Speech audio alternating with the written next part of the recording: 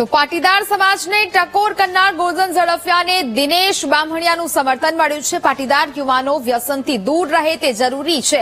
જમીન અને ખેતી પાટીદારોની ઓળખ છે। જમીન વેચીને મોજશોખ કરવાને બદલે તેનું જતન થાય તે જરૂરી છે તેવી વાતચીત કરવામાં આવી રહી છે। પાટીદાર યુવાનોને વ્યસનથી દૂર રહેવું જોઈએ તે પ્રકારેની હવે એક બાદ એક આ સમર્થન પાટીદાર અગ્રણીઓ અને પાટીદાર નેતાઓ આ વાતને આપી રહ્યા છે।